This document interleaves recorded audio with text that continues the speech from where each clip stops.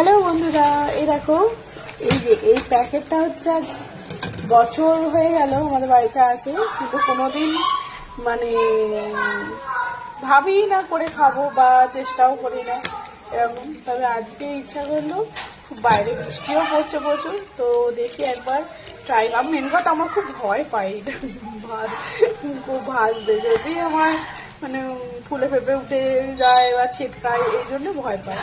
তো আজকে ট্রাই করবো একবার, তো চলো সেজন্য তোমাদের সাথে শেয়ার করি, দেখতে থাকো। তার জন্য দেখো এই প্রেসার কুকারটা একটু গরম করে নিয়েছি, চলো। আর আমি একটু সর্ষের তেলই দিলাম, তো দেখো এই যে অল্পই দিয়েছি।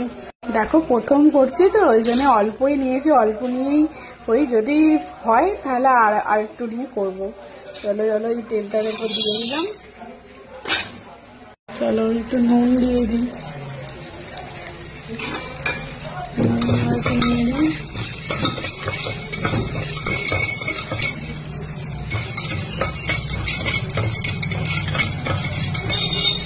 আচ্ছা এরকম কথা।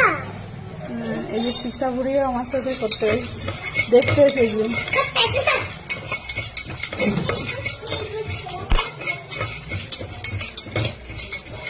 হলুদ দেয়, তবে আমি হাতের কাছে হলুদটা নিতে ভুলে গেছি ভয়ে।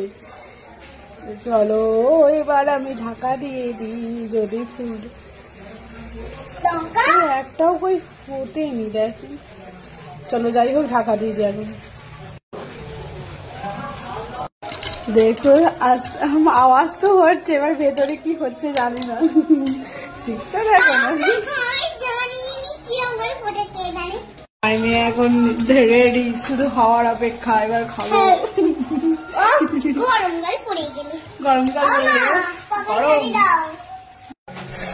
এই দেখো বন্ধুরা, হয়ে গেছি আমাদের পপকর্ন। কি সুন্দর হয়েছে, দেখো না ফুট ফাট করছে, আমার এটাই আমার খুব ভয় পায়। তো চলো, কেমন হচ্ছে শিক্ষা? একটা খেলে ভালোই হয়েছে, একটা খেলে তো গরম তো এটা। দাঁড়াও দাঁড়াও দাঁড়াও।